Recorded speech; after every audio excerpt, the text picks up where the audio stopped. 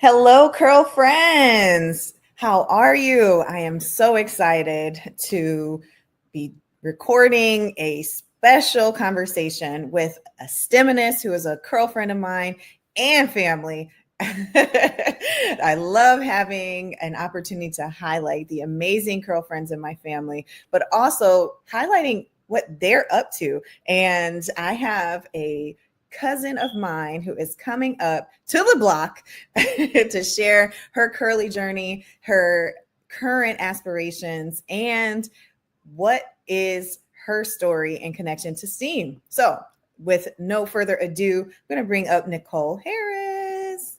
Hello, hello. How are you? I'm doing well. How are you? I am staying curly, clearly, right? I am so grateful for you joining this conversation and being one of the individuals to highlight based on the work you've put in, your commitment to STEAM and staying curly. So you also have some amazing accolades as an athlete as well. And I want to make sure to give an opportunity for you to chat about where you're at and what you've been up to in college and your major. And if you have a little bit in you and you're willing to share a little more about your curly journey. Nichole, oh my goodness, I have seen your photos and I'm like, man, I wish I could run that fast and still look that good. Oh my gosh. So, and tell me a little bit about yourself. If I didn't know you, how would you describe yourself and what you're up to now? Oh goodness, that's a loaded question because there's just so much. And I guess if I describe myself, it'd be adventurous and busy. I feel like I run and live off a Google Calendar, but at the end of the day, I go to bed, I'm like, wow, did I really do that? But it's very exciting. Awesome. I love that. Adventurous and busy. That sounds like booked and busy, but even more intriguing, right? So she's adventurous and busy, and you're in college. What college are you at right now? Yes, so I'm currently attending Mercer University. Nice. And what is your major? So I am currently civil engineering with an emphasis in structural design and transportation. Oh, wow. Okay. I know a little bit about nothing there. So, only thing that I am privy to is when I'm walking my dog and walking with my family, I notice things on the curbs and on the sidewalks, as well as at stoplights, with like the birds chirping for Mhm. individuals who are impacted with hearing and sight, excuse me, and impairments, and the kind of like Lego looking metal plates on the ground. That's part of like universal design, right? And where Mhm. people are able to still interact with society regardless of their physical abilities, right? To an extent. So Yes. they're not walking into the street because they didn't know it's a red light or green light, and they can hear the chirping if it's time for them to walk, across the crosswalk without grabbing some stranger to walk them. Mhm. So that's what I know about universal design. It sounds like that might be something in civil engineering that might come up, especially when you said transportation. Am I hitting it a little bit? Yes, you're definitely right on target. There is just a pretty much a universal rule book that all countries and whatnot follow. And my job and my study is just to make sure I'm implicating it in a way that helps the road diets and make sure that there's not crazy amount of traffic and people are safe. Wow, that's a very amazing role and task, right? And it makes sense that you would be in that as well, because I don't know if you know, but a black person improved the traffic light, right? And added the Mhm. three colors, and the Mhm. red, green, and yellow. And man, our lives, I don't know what it'd be like because people still pass the reds, but we definitely have seen black folks impacting transportation and this for the Mhm. safety and well-being of all society. So I'm so glad you're kind of in that space as well. Is there anything that led you in particular to identify a passion for that or interest in that space? Yes, so I originally wanted to do architecture, but I realized that it wouldn't merge with my schedule with being a student athlete. And also, I do enjoy the arts, but I enjoy my professional stick figures, not drawing actual structures. So then I did research and I found that civil engineering would be my best niche because I was already in an engineering program coming out of high school. So having the opportunity to just navigate and find which engineering niche was best for me, I then fell for civil because I was like, wait, I can be an architect, but I'm more technical and less on the flashy side, more so on the logistical side and looking into the nitty gritty of like structures or how can I make a highway more safer. Well, throughout the nation, we've seen bridges falling and collapsing and, freeways and highways crumbling. So your work is going to definitely make and pave the way for our safety and hopefully some innovation. And that's really what's necessary because we can already gauge and the statistics show and we know who's at the table and discussing these things. And so I do believe that our curl friends like yourself will bring that perspective and knowledge and care for quality design and knowledge that will impact the future designs, not only the impacting the communities that maybe are, getting being impacted by the physical space of the highway or transportation routes and all that. So I'm so glad that you're going to be able to hold space for that and no pressure, right? but it'll be part of that conversation, I'm sure. Like, what are you thinking? I'm like, man, imagining all these rooms and spaces in the STEM fields that are lacking our voices, it's kind of scary and it's also very evident, isn't it?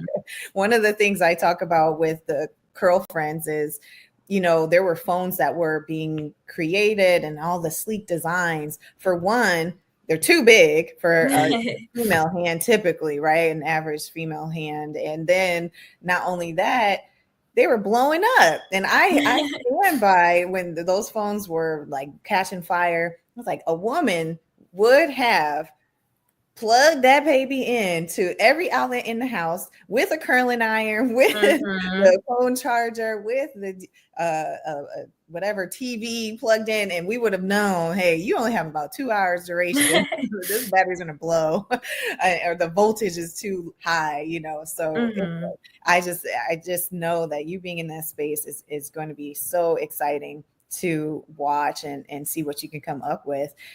Outside of majoring in civil engineering, your accolades as a collegiate athlete are amazing. I just want you to toot your own horn a little bit and share what you do as an athlete.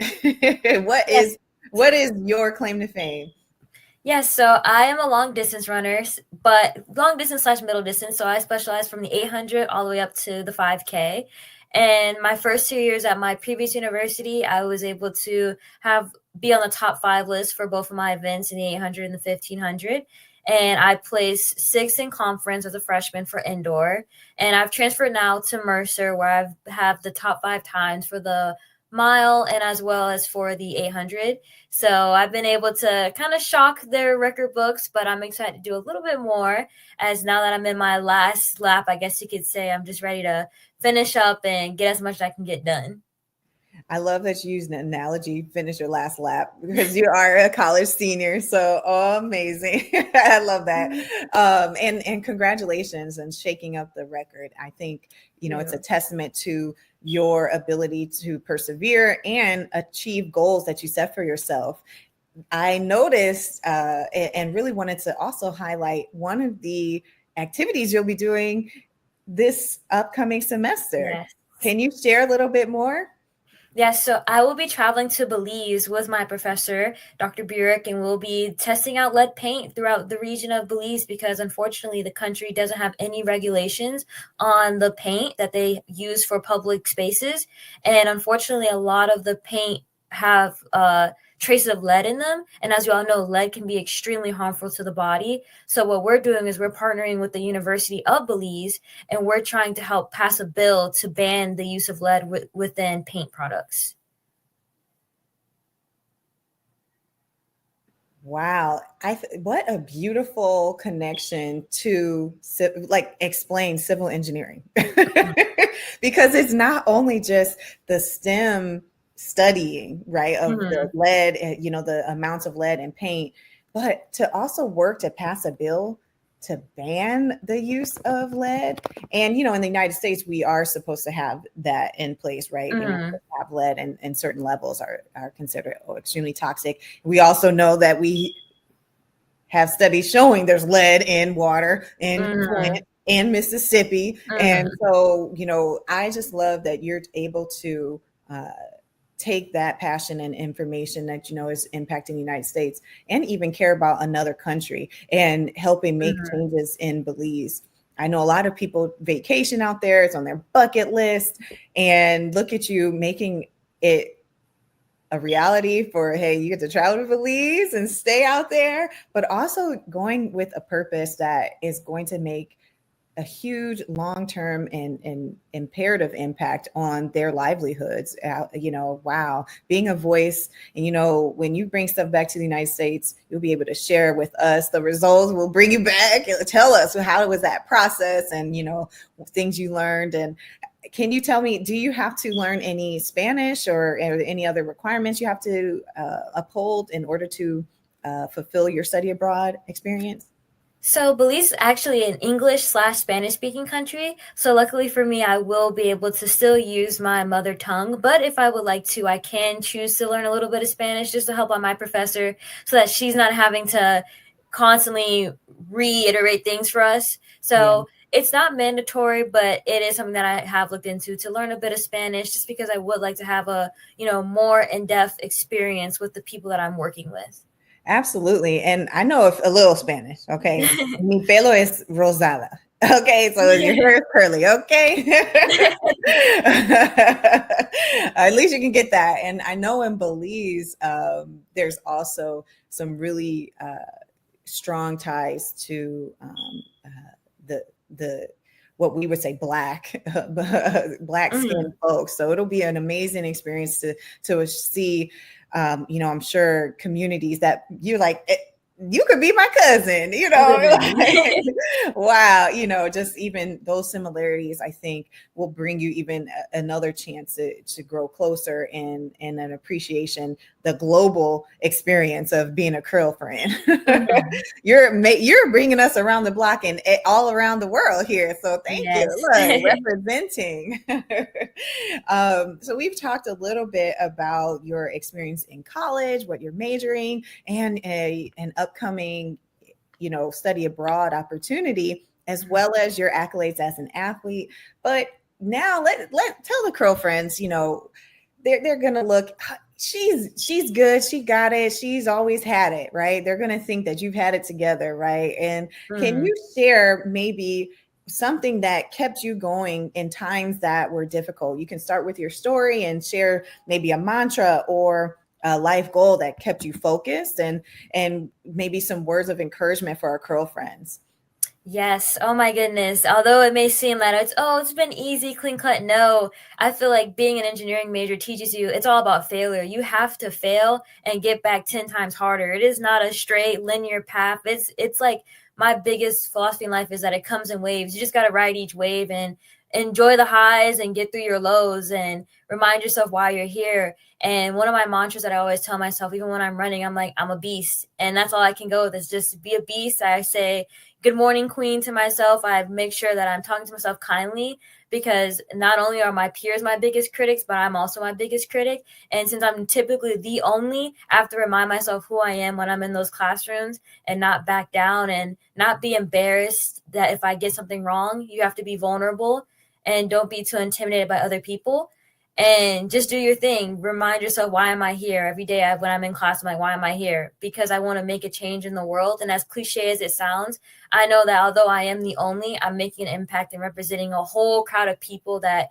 don't think they can do what I do because they think, oh, I'm not good enough. I'm not smart enough. First of all, you are enough. It's just you got to make a plan. And, that's when you start putting in the self care and those boundaries and what kind of energy do you want in your life. And that's when all the weeding out comes in. And it's hard. It is not an easy journey. I wish it was, but it's not. And that's just life. But once you realize what you need in your life and make a plan of how you're going to get there, it's only up from there. You just got to ride the wave of life because that's inevitable. It's not always a high. There's always going to be lows, but finding your middle ground and being like, okay, I can handle this. I can do this. And being in college for 4 years, I've just learned that as long as I'm taking care of myself and I'm looking out for myself and also being around good energy, the sky's the limit.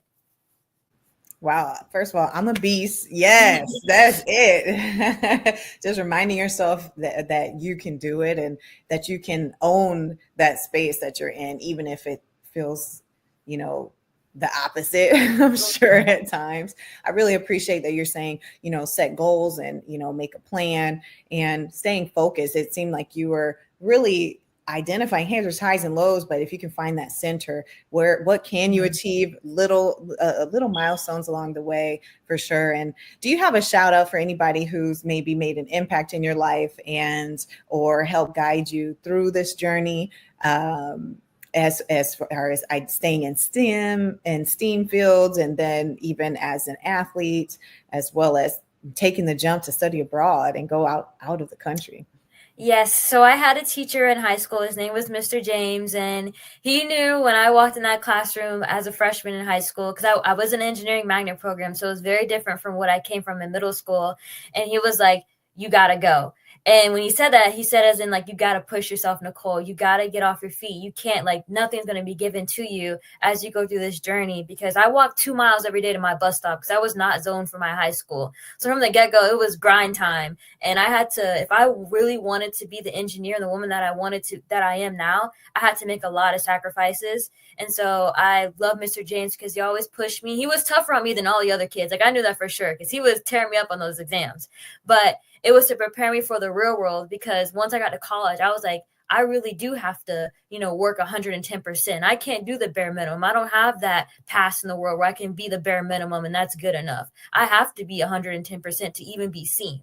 So he really just made me realize that I have to bet on myself more than anybody else. And when it came to athletics, his office was my safe spot. After practice, although I smelled awful, he was like, okay, now what do you have to do after practice? What are your plans? What are your plans for recovery? What can we do to help you? And, at the time I was also getting extra training and my mom was helping me out as well. So he just helped me a lot with helping form me into the woman that I am now, so that when I do, eventually get into the workforce, I'm like, okay, I got this. And I'm not intimidated by, the new area that I'm in the environment and what I'll have to go through. It sounds like Mr. James knew what he was doing. He definitely saw you and saw you. You know how people say someone saw me, and I did not know you had to walk so far just to get to your bus stop. So from the jump, you were tasked with a huge feat. And I'm just so glad that you kept going, and look at where you're at now. You're inspiring people of all ages, including myself. I'm sure your family and your siblings, your cousins, of course, we are looking up at you and want to definitely support you in your future endeavors. So I'm so grateful for this chance to interview you and highlight your work. And oh my gosh, please bring me back maybe a cloth or something from Belize, right? No, don't worry. Enjoy your time out there. And man, you're making a difference in a number of ways. And that's just huge and testament to your personality. And I think as a girlfriend, for a true girlfriend, we care about our block, even if it's an extended block overseas. Exactly. So, as I say, when I'm logging off, stay curly, everyone. Thank you again, Nichole. And definitely appreciate you for joining and participating in our STEMinist interviews, and which are highlighting the work of our girlfriends around the block. Awesome. Well, thank you so much for having me on, Elise. And as I stated, one of the things I'll leave with is that remind yourself every day that failure is not an option. And if you ever feel like you're at a low, you got to remind yourself why you're doing it, and just pick yourself up and just got to go. True, no truer words ever spoken. All right. Take care and stay curly. Thank you.